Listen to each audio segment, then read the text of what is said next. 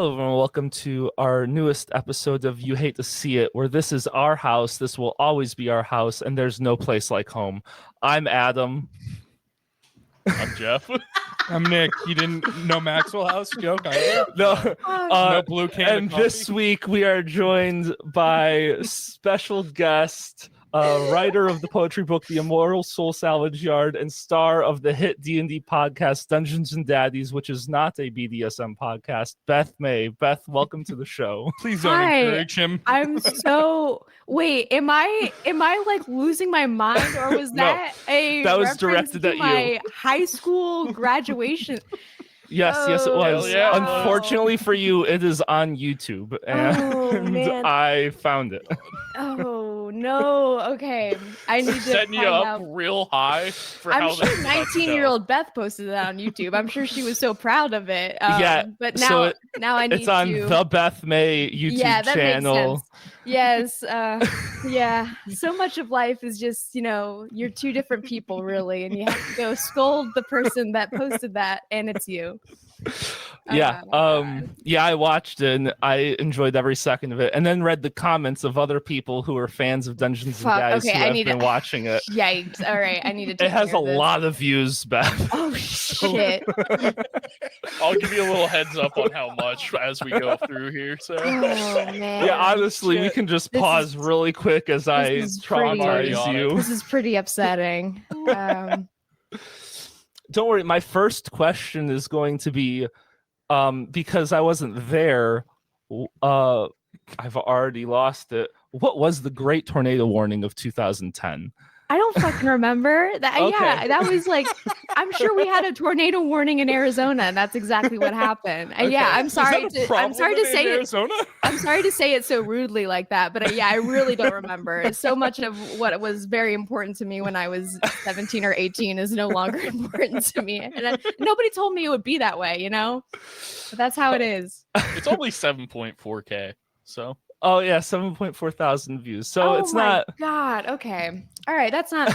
It could be worse. It could be worse. It could be much worse, Yeah. but I'm sure if you don't delete it by the time this episode comes out, it will be much more. at least 3 more people, and they'll all Yeah, be at visiting me. That's like our whole base for some reason. Wow. Yeah. So for those who don't know, Beth is on podcast Dungeons and Daddies. She has played Ron Stampler and Scary Marlowe.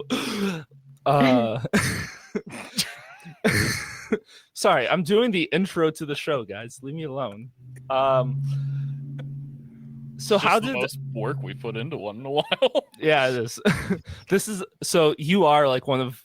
We've had Tommy Chong on, and I'm more excited to have you on the podcast than I was to have Tommy Same. Chong on. The Shut show. up. You So- had Tommy Chong. That's awesome. How did you? Thanks How for did that researching happen? us before coming on. That's really I'm nice. so sorry. I'm a bad person. Literally, I knew a guy who also interviewed Tommy Chong, and Okay. he gave me the email address to his publicist, and I just emailed him, and he was like, Sick. "Oh yeah, how many people listen to your show?" And I lied, and then we got Tommy Chong on. That's showbiz, baby. Yeah. Yeah. So how did you get approached to do Dungeons and Daddies? The way I tell it, which probably isn't super true, but the way in my memory that it went was that that Freddie came up to me at a Christmas party and said, "We need a girl for our podcast." To play a guy. No, I was offered to play a mom at first, yeah. Mm. And I was like, I'm not playing a mom. I'm not putting myself out there to be the only woman on a podcast playing a woman. I'm not gonna Mhm. get the misogyny from 2 perspective entry points. Yeah. Yeah. So yeah, I'm sure Freddie actually was just like, "Hey, we really like your stuff. We want you to be on our podcast." But in my mind, somehow it's like, we need a girl. We did do a Facebook post about that like a year ago about we've only ever interviewed men, and we were like, maybe we should like Oh, try and interview women, because and literally we asked around and no one was interested. Well, I think it, like other things, it can be hard to like, as a woman be like want to be involved with a thing that feels like all guys and it should be a boys club. So, maybe it's a little intimidating to people, but well, ladies, the water's fine. Here, take the plunge. Come on. We just Join a drink and podcast. swear. Like, that's all we do. I think the look of us is just abrasive to anyone else. That's so very true. we That's really understandable. ride that 3 straight white men with a podcast energy, and it's rough. How dare you? How dare you come out? Okay, our resident Mexican here, who our resident ethnically ambiguous person. yeah. He lets us get away with a lot more. As long as he says it. So how did going from playing Ron Stampler, what was your decision then to switch and become the only female member of the podcast playing a female character in season 2? Well, to be transparent, I got tired of being a guy. So I thought it'd be fun to bring, especially because we were doing a season that was about growing up and about being a teenager. I felt it was kind of important for me to play a teenage girl because I've been a teenage girl. I've given high school speeches about things, and so I know what it's like. It's a tough time. So it was important to me to, for lack of a better phrase, like put that kind of stank on it. The being a not quite a girl, not yet a woman. So there you go. Was it ever a conversation for one of the guys to play a girl? Well, in season Will 2? has played women before. Like he played in our bonus in our at the Mountains of Dadness thing. He played Hildy, and he did a wonderful job and stuff like that. And so with these guys, I would never feel like they were making fun of women or whatever if they were to play a woman. I just I don't think it ever really occurred to play one long term. Who knows though? Podcast isn't over. I feel like the Freddie energy playing a woman would. Freddie, like, I would not let play a woman. No, I would. Yeah. His Sons and Sensibilities woman was pretty risque, Yeah. and I was kind of uncomfortable being like, I feel like this is rude in many ways and not acceptable. But I guess because it's Freddie, we'll allow it. But Yeah, we'll allow it for sure. Yeah, his Sons and Sensibility character is actually, I think, the most underrated character that he's played. I'm obsessed with her actually. I feel like it's like every 3 sentences he brings up his huge breasts. Yeah. And I'm just I like his personally love boobs the were his energy. personality. I was Well, we all have that gal pal who's like that too. So Yeah. Sorry, Ours is laughing. Nick. Yeah. Also, feel free to poke jokes at Nick for whatever. That's our punching bag. That is- Aw, I would I'm never. just here to laugh. That's fine. We'll do it enough. So, Yeah. I actually had a question. So, because I remember listening to Talking Dads, and you had never played D&D before Dungeons and Daddies. So, how did the character building of building Ron Stampler go off the beginning? Because if you go back and listen, you can really see the growth of you as like a D&D player and the growth of him like through getting levels and stuff. How was it trying to like build Ron Stampler from the ground up at the beginning? It was wild because it was like and yeah, as you astutely pointed out, you can kind of see like Ron is very different in like the first episode than he is like in later episodes. And I think when I was going into playing Ron, I didn't put a lot of thought into it. I put a lot of thought into like what archetype do I want to kind of fulfill, but not necessarily like the background or anything like that. I guess to be fair, Anthony didn't really say that we needed stuff like that at first. And we weren't planning on making it a big, podcast. So we were just kind of along for the ride. And so it's like I actually put very little thought into it, much less thought than I would into like, for example, a script or something like that. But yeah, and then I think as I realized we were in this for the long haul, I really started kind of filling in the shades of gray there, and thinking about what kind of things in Ron's past would have led him to be the type of person that he is today. So, when did you guys realize that this was a big thing and it was growing at a rapid pace? I mean, by episode 7, you guys started a Patreon, so it must have happened fairly quick, a pretty big ramp up to warrant that. I started listening. I think you guys were already on like episode 15 or something when I started it around like when you guys had just released episode 12. Yeah, so you'd already blown up, and I didn't realize that it was not huge at one point. So, but again, not huge for 7 episodes. So. Well, we weren't coming out of nothing, to be fair. Like, like Freddie and Will Matt, they were Rocket Jump. They had that history there and that fan base. Although Freddie was very clear that he wanted this to be something that could stand on its own merit. Like, he never posted from the Rocket Jump Twitter account that we had this and stuff so it was like you'd have to be a big fan to be following him from Rocket Jump into this, which many people were. So we were super lucky in that regard. And there was never a moment that it hit me that we could do this. Really, it felt very gradual, actually. But I think that once we did get around to the teens episodes, episode maybe 15 or 16, I was like, oh, this is making money. And, if I keep making money, then I won't have to work as an assistant. And, then I could maybe just do creative stuff. It kind of occurred to me. And I still didn't let myself think that was real for another 6 months after that point, or maybe a year. But it all felt kind of actually pretty gradual. Mm-hmm. And so you mentioned you were an assistant. You left that job, correct? Yeah, I left at the end of 2019. I had probably caused it. Yeah. I left in December 2019, and I was like, man, this next year is going to be lit.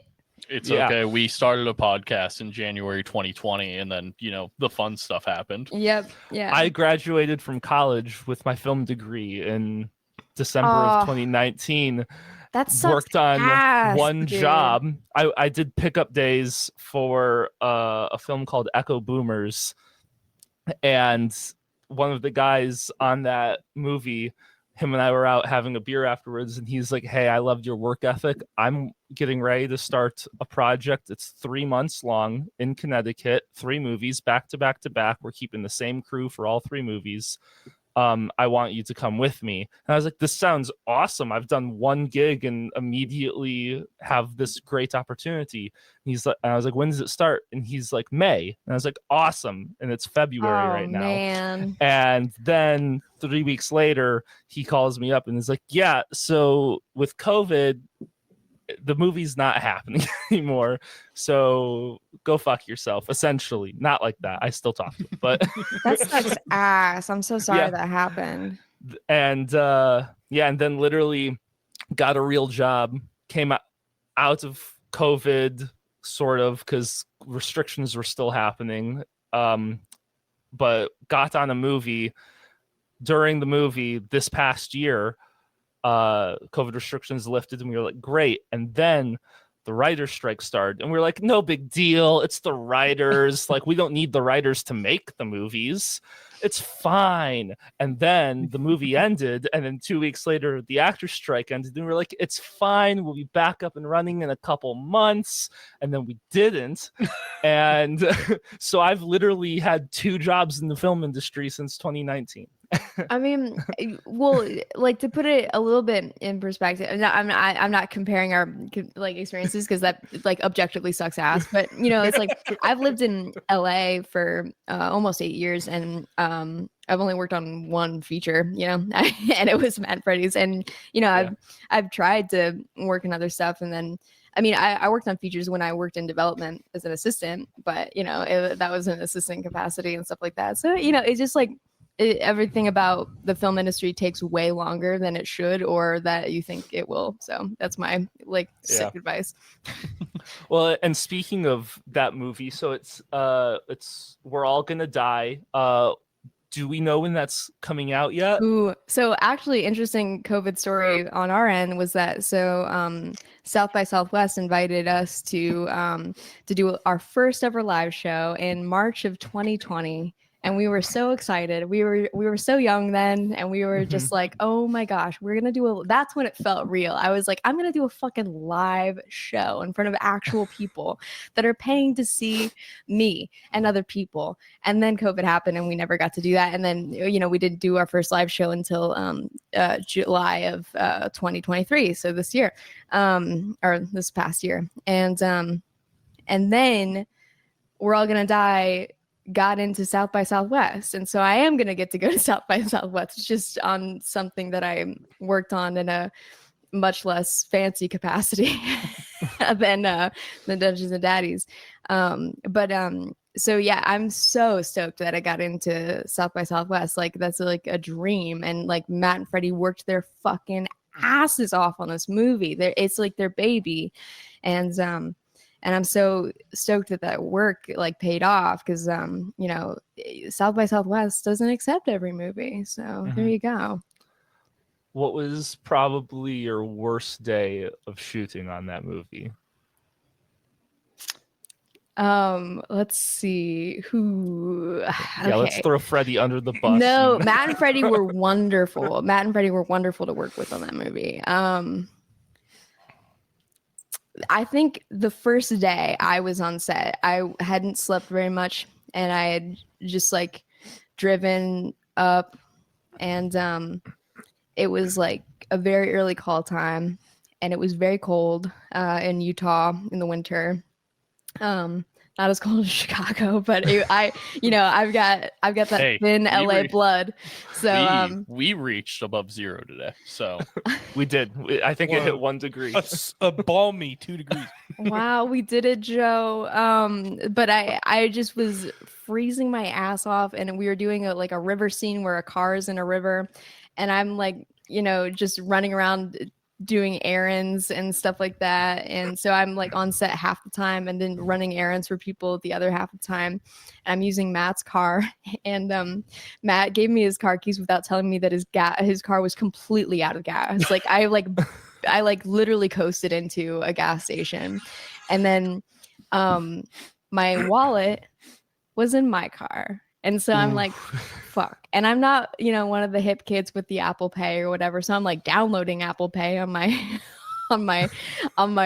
like, you know, and finally I get like Google Pay to work or something. So I'm able to pay for the gas. And then I get a call that I need to go to, sorry, this is kind of a boring story, but I have to go to Walmart and get some socks. So I go to Walmart and by the time it's really late at night, it's like Walmart's about to close. And I'm like, well, I'll just use Google Pay again, even because I'm on the same errand. And so when I get there, they're like, we don't take Google Pay or Apple Pay. We only take Walmart Pay. And so I'm like, well, fuck. So I'm like trying to like download Walmart Pay, but it needs my whole credit card to insert work. And I'm like, I don't have my credit card. I don't have my wallet. So I'm asking the guy in front of me, yo, can you buy these socks for Ashley Birch to keep her tootsies warm? And I'll Venmo you. And then I get kicked out of Walmart for panhandling. So and then they're closed. So I had to go back to set and get yelled at, not by Freddie or Matt. But I did get yelled at. Not at all shocking to hear from Walmart. Yeah. Walmart has really weird rules at the cash register. Ashley didn't yell at me either, to be clear. Yeah, it was nobody that anybody knows yelled at me. So there. Does it? It has to be somebody knows. Like there's a name. Nobody knows this person. No? Okay. They're a complete mystery to everybody. It was actually just a stranger that walked on set in Utah. It was Adam. Adam was actually also It was me. Adam was also working on this movie. We did have a producer named Adam, and he was like the sweetest, coolest guy ever. We're the definitely same not the right person. guy. Yeah.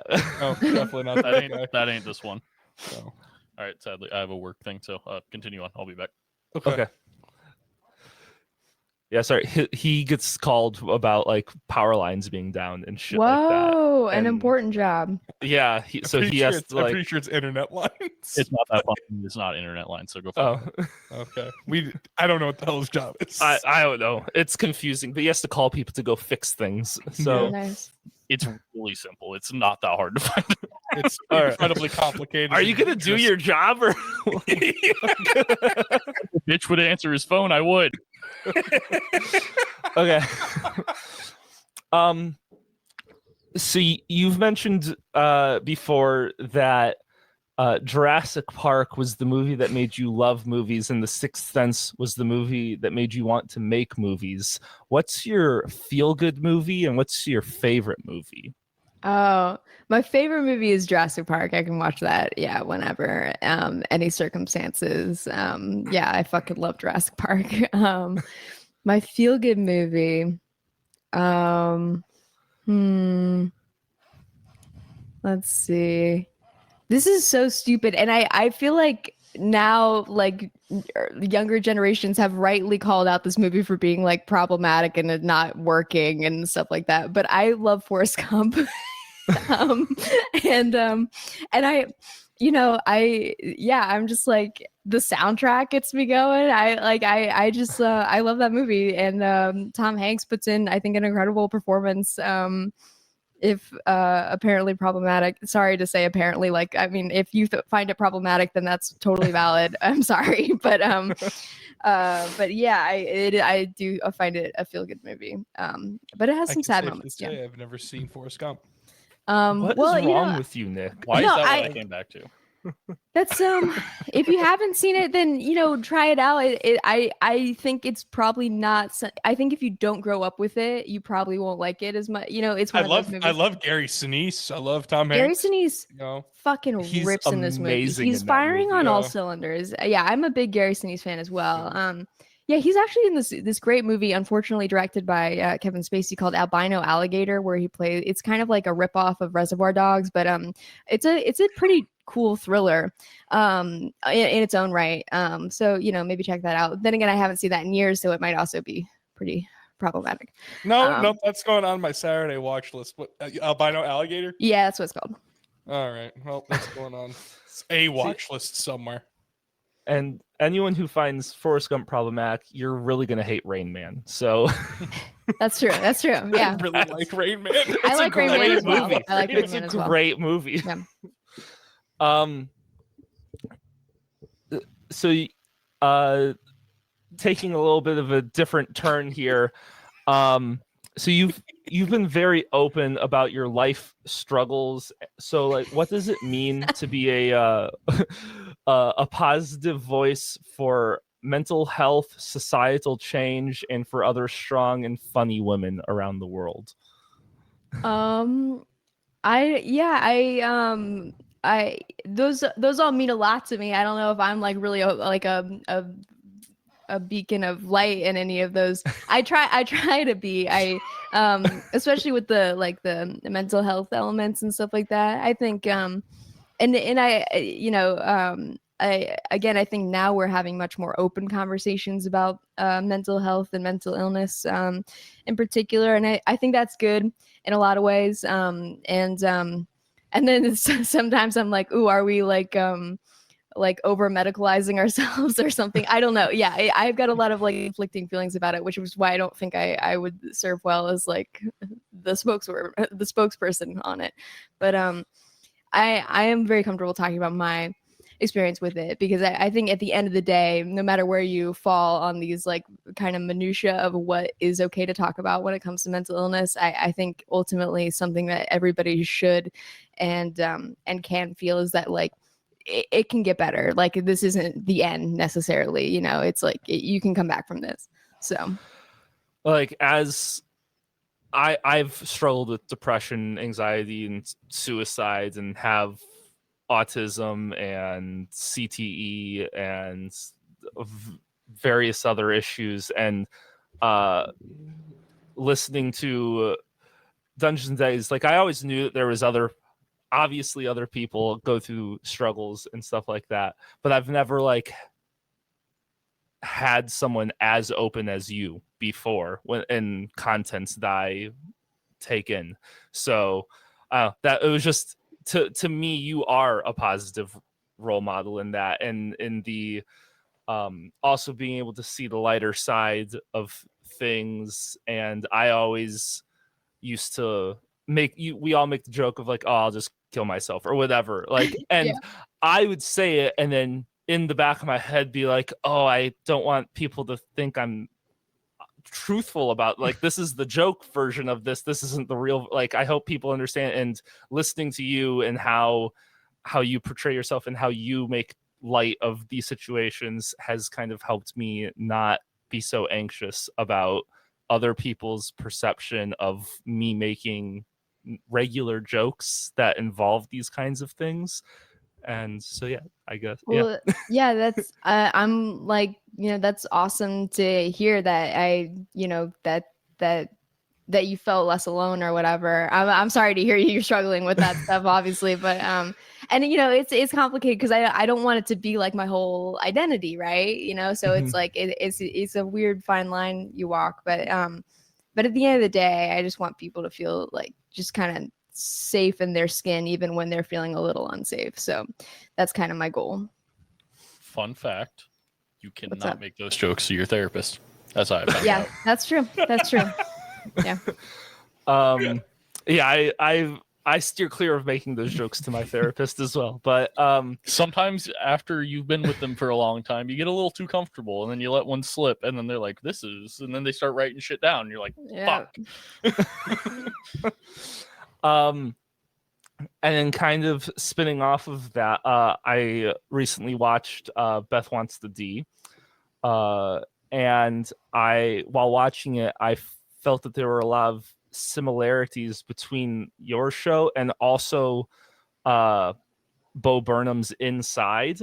Was there any inspiration between those with that for your show, I can't wait and for how it to be like, you I kind of fucking hate Bo format things? Or was that just the nature of discussing mental health in a comedic way?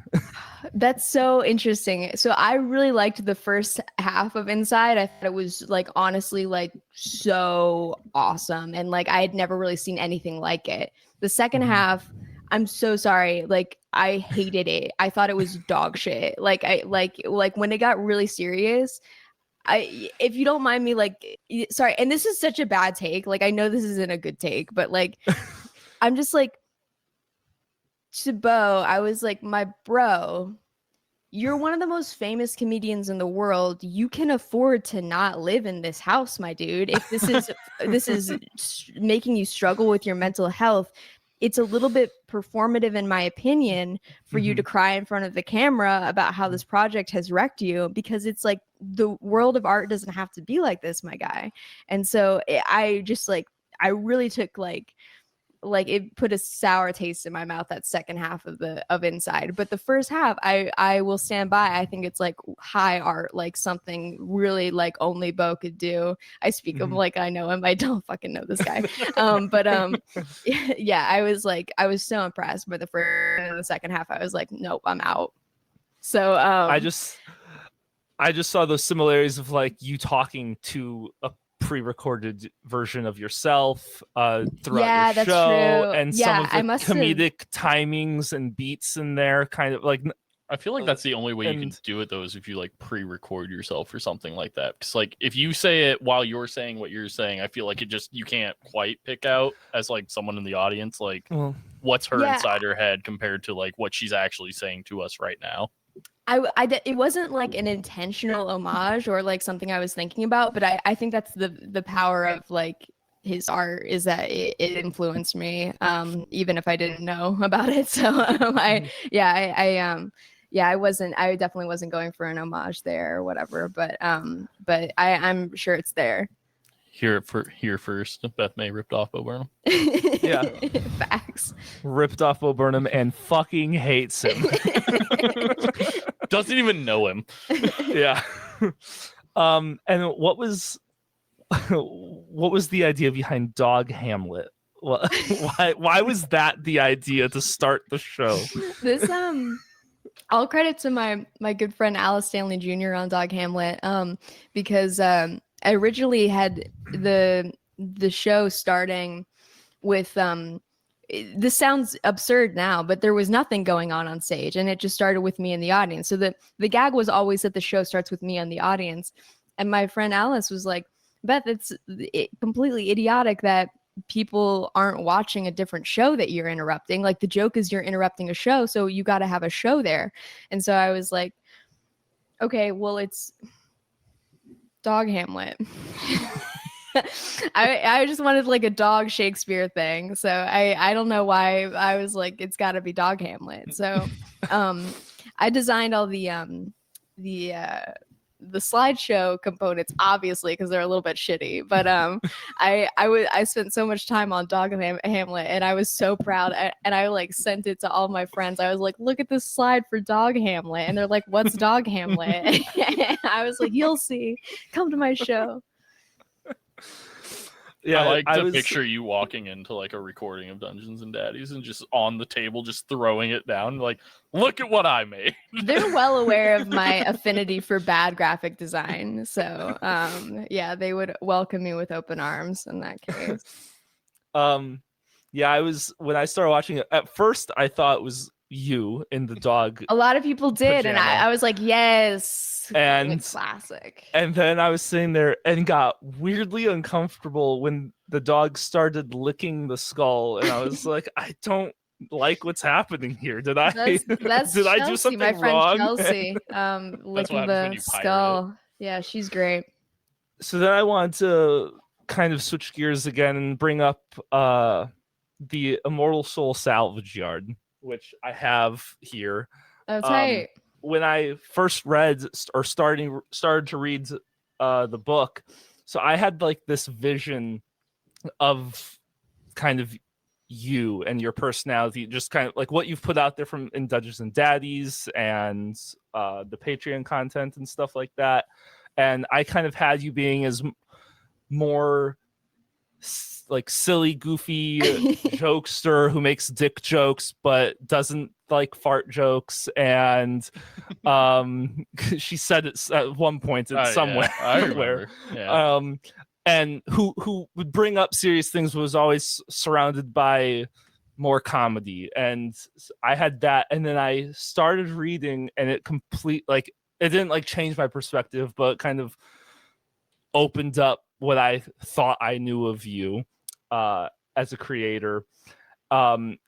Really, I wrote it down.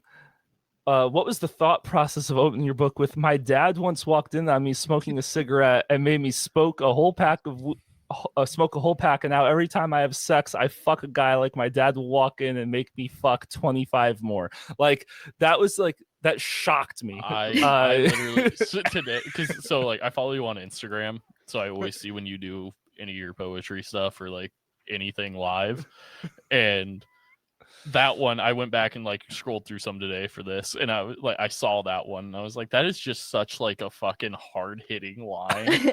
Like, it's so like grotesque, but that it fucking hits, like it slaps. Adam read that line to me like a year and a half ago, and I still remember that line.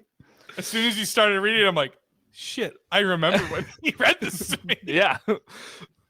It's an attention grabber, man. Yeah, I don't remember really. Bless you. Let's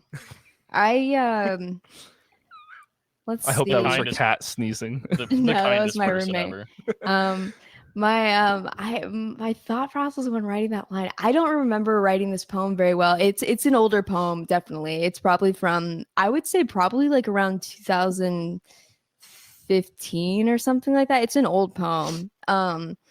And it's gone through like glow ups over the years and stuff like that, some revisions and whatnot. But one of my best friends, she always says, and this is probably a pretty common statement, but I heard it from her first, but it's like, you can only laugh so hard until you cry, and you can only cry so hard until you laugh. And I feel like that encompasses much of my my belief system as like an artist or whatever. Is that, you know, it's just like there's just these two sides to everything, and it's like one side is bolstered by the other, and so that always meant a lot to me, that like that yeah, I could have these different kind of whatever sides to my creative life, and that they could kind of complement each other like that. And I'm not going to ask you about your favorite poem, but is there a poem that has more emotional meaning to you in the book than the others? Yeah. I will say my dad writes about hunting dogs, and I hear his voice for the first time, which is a poem near the end of the book, was the last poem I wrote for the book. And it was the fastest poem I've ever written. I wrote it like 15 minutes. I just kind of crunched it out. And it really put words in my mouth about something I had been kind of fighting with over my relationship with my dad for a while. And so it meant a lot to me to be able to finally put that down on paper. And it's still like a hard one to read out loud and stuff like that, but I'm really proud of it, and I'm really proud how the book came together. So yeah, I have two favorites out of your book, and they're so much better. I feel like that one, like having the suicidal experiences in my life and stuff, like that one hit. And then the longest title of a poem I've ever seen in my life, the love letter to the body in Tempe Town Lake, or the Immortal Soul Salvage Yard. Like I really love. You got to read more poetry, man, because there's a lot of like longer titles out there. I'm not the Guinness World Record holder in this regard. This is the first poetry book I've read since whatever, like Where the Sidewalk Ends. Oh my like, gosh! This is like. Well, I'm honored. I haven't read anything since, unless you count Dr. Seuss, but I do count Dr. Seuss. So okay, then go. I've read a lot of Dr. Seuss. Hell I have yeah. My wife is pregnant, so I've been reading a lot of that lately. Oh, congratulations! Oh, it's stressful. Yeah, I bet. No thanks. It's awful. Do not recommend. I'm sure once the baby's here, it'll be great. But yeah, once the baby's here, it'll be great. But the 24 hours of not being able to sleep because your wife is puking every 20 minutes is not. I don't recommend. Damn, I wouldn't recommend the puking part either. Yeah. Yeah, it's rough. So it seems like, from what you said, like you wrote that poem back in like 2015, and it seems like you've been doing it for a while. Is this something that, has poetry always been something you've kind of like funneled into to like express yourself, or is that something that kind of came later in life to you? No, I got into it freshman year of college, and before then I hated poetry. I was like not about it. Because I think in class and like high school and stuff like that, even though I had an incredible creative writing teacher, we mainly focused on page poetry, which is not at the time my thing. And so in college, I met this guy, Merlin Hepworth, who's this incredible spoken word artist. And I saw him performing at this thing, and I was like, what is that? I want to do that. And it seemed like the perfect combination of acting and writing, which is two things I'm hugely into. And so I got into it, and it just like it kind of grew into a little mini career of its own. And I was just like I was so stoked to be kind of like going along for the ride with it. And so that, yeah, I definitely got into poetry in college. Yeah, it's been, as I guess a little insight for people who listen to our podcast, for me, with me having gone through therapy for over like the last 2 years, I found out that, because I deal with anxiety and depression, but my anxiety is worse than like my depression is usually. But we found out through therapy that like me writing stuff down makes anxiety easier. But I also found out from growing closer to my dad as he is becoming older, poetry is like a huge thing for like me and him. Like my dad. Oh, that's awesome. My dad this last Christmas just showed me, over this last year, just all this like poet, like he made like a binder, like book thing that's like just for him, but like he showed it to me. He's like, you're the only one that's ever like read through this. And I like sat down for like 2 hours just like flipping pages. Oh, that's and awesome. I was like, oh, so like in for the people that know me, I am very much like, as shitty as it sounds, like I'm your stereotypical like guy. Like I just hold my shit in. I just don't like, oh, this sucks. Continue just to move forward. It's how I am. It's not really how I was raised, but like seeing that my dad can do it and then I started like implementing it with like how I write, I feel like poetry is like an easier way for me at least to like really say what I mean, because you can use like overly exaggerated things and like I don't know how to word it, I guess is the difficult part, which kind of sucks, but like you can be like really over exaggerated and just throw everything in your head onto like a piece of paper in like a poetic way, and to you, like at least for me, like when I read it back, like it makes sense. Yeah, I'm definitely. like, oh, okay, so like this is, I guess, I angry type, so like it's way more aggressive than it should be, but Well, I think a thing that doesn't get like said aloud enough is like poetry doesn't have to be for anybody else. I've got so many poems that I've never shared and will never be in a book and will never be a spoken word piece and stuff like that. It's just for me. And so it's like as an art form is such a great way to kind of clear your head and just like not feel as crazy, you know, like once it's on paper, there's like evidence of it, you know, the feeling was real. And so it is more valid in that case, but you know, it doesn't have to be for anybody else. And I think that's what's cool about poetry. yeah, I think that's probably like kind of how I would put it, is like when you put it down like that with like how you're really feeling, using however you want to describe whatever you're thinking, makes it way more like valid when you can read it off of a piece of paper than instead of just inside your head and then like another voice being like, well, that's just really fucking stupid. Like reading it back to yourself is like, oh, okay, yeah, no, like this makes sense to me now.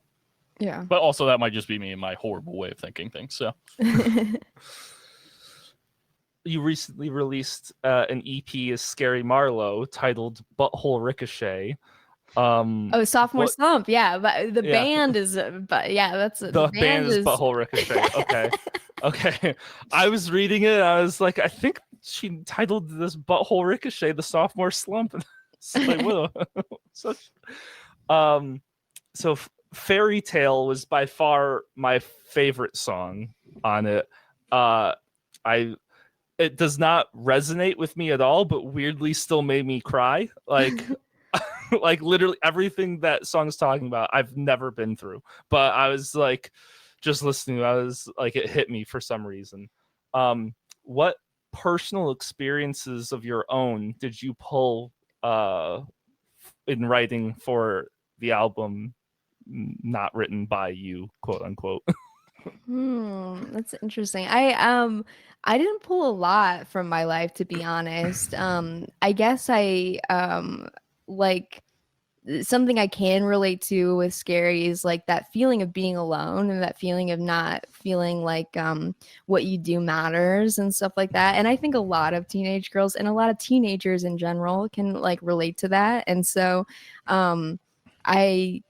I guess I had like kind of an inkling that it might be a little impactful. And then, you know, with Fairy Tale specifically, you know, I love my father very much, but I have a complicated relationship with him. And so I think it was pretty easy for me to write about like kind of like somebody wishing they had a different relationship with their biological father is I think is something that's easy to tap into for me. So you know, I think, you know, that maybe came from the realist play. I don't know, you know, that I would give that award to The Worst Thing in the World Is Hope or something. But yeah, I think they all come from this like real emotion of like, yeah, there's a real angst in me, or at least there used to be.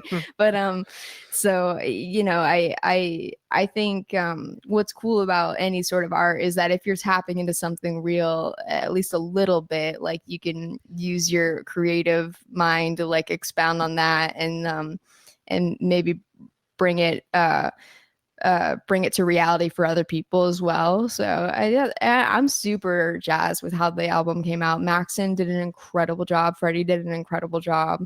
Chris, our mixer and master, did an incredible job. It just came together like really magically. I was super stoked. I'm waiting for the Scary Marlowe diss track of Bo Burnham. But so I just have a few more questions here that I've written down.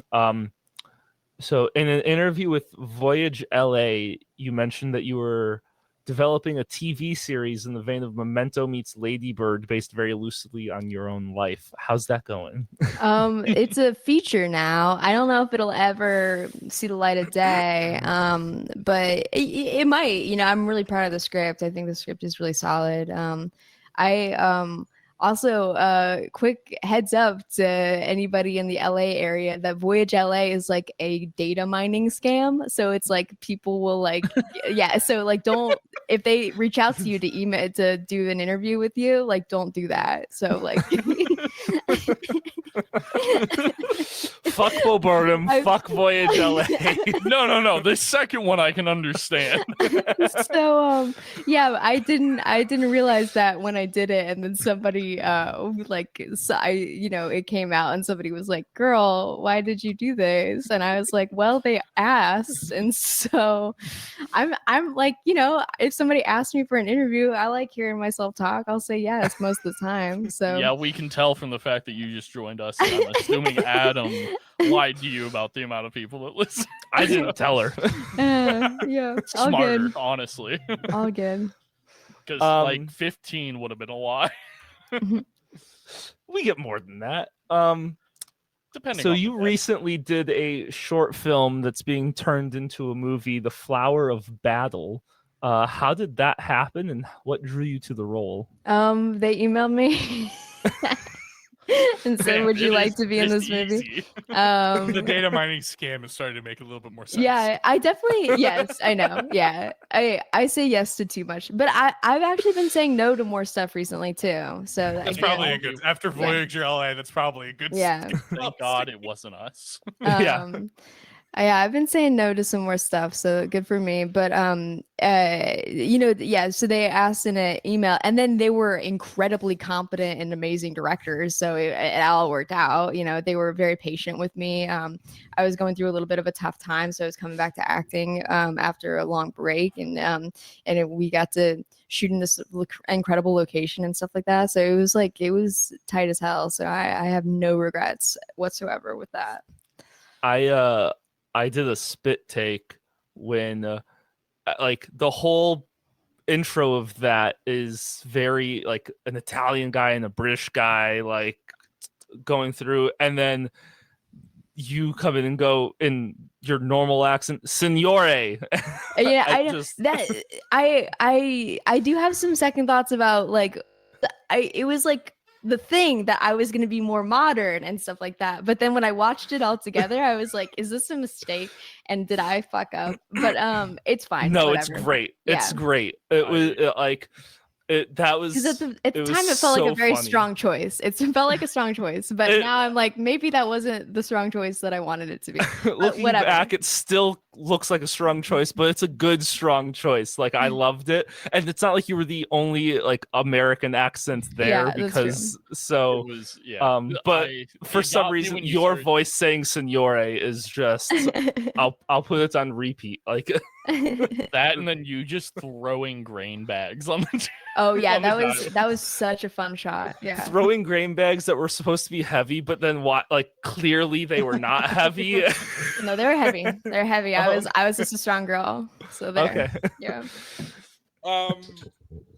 So who would you say is your favorite contemporary poet?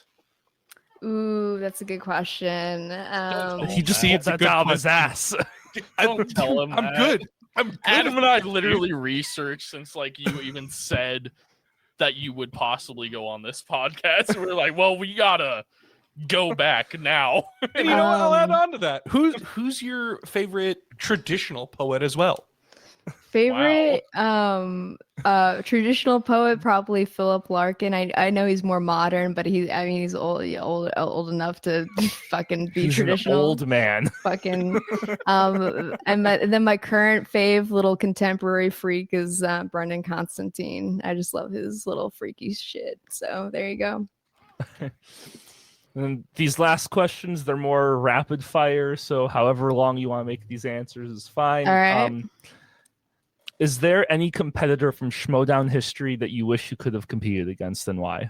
I really sucked at movie trivia Schmodown, but like I feel like I could probably take oh shit, what was that guy's name? The one guy that beat me that He's so irrelevant that no, he's like very relevant, but like Brother Lomas. Yeah, I feel like I could take him in a rematch. So there. I probably couldn't, but it feels like I could. So there you go. I unfortunately found out you were on Schmodown after it ended because I used to watch it when it was on Collider. Oh, and then when Collider ended, I stopped watching it. Very lucky that my roommate used to work with them and I got to try it out. I wish that I had been better at it, but I'm a little anxious little noodle, so it was kind of hard for me. Like I to actually be on. So it was like yeah. I want to see you go against Dan Merle and just. That would be fun. Yeah, sure. It'd be fun. Sure. You'd probably lose, but it'd be so much fun. And just because I feel like you'd bring like just an energy, just a maybe you trip him weird, off the energy. just yeah, come in with huge energy, and Dan will just be annoyed, and then of anything that you've done. Oh fuck, let me see if I still have this. Oh my god, I found it. You guys are in for a treat. This is such an old review. This is one of the first reviews from Dungeons and Daddies. Oh boy. Good podcast with one catch. Okay. I love this podcast. The interaction between Will, Anthony, Freddie, and Matt is fantastic, and they remind me of my old gaming group. However, I cannot stand Beth May. She apparently thinks she is the comedy relief for this group, yet she is rarely funny. Her over-the-top sexual jokes and things that she apparently thinks guys do get very tiresome after the second episode, and it's to the point where I wish I could bleep her out without missing any dialogue. She rarely contributes to the group, and I quickly got tired of her in the last episode, looking for wood rather than something more useful, because she felt, as a man, that's important to me. And her constant joke about not receiving the metaphorical sword Henry spoke about, it seemed others in the group got tired of her too. Beth May is the sole reason this podcast is not receiving a 5 for me. So that is a 2-star review for Dungeons and Daddies. But I keep it on my phone because you got to remember where you came from. So yeah. Yeah. Thanks everyone for listening to this week's episode, and thanks Beth for coming on the show. Yeah, of course. Thank you for having me. Amazing. Anything you want to plug? Yeah. Not really. It's all out there. Yeah. So I'm on Instagram and Twitter at Hey Beth May. That's hey like you're saying hi, Beth like my first name, May like the month. I guess we're gonna be expecting the infamous Monsters and Mommies recording to be released anytime now. That's never seen the light of day actually. So there you go. All right. Amazing. Best guest that we ever had. Pretty great. Pretty awesome. Pretty chill. 12 out of 10. Yeah, thanks so much everyone for listening. Starting today, we are offering our Patreon a 7-day free trial for anyone who joins our Patreon. So this video interview with Beth is going to be available for free. You can sign up at any point in February and you get a 7-day free trial.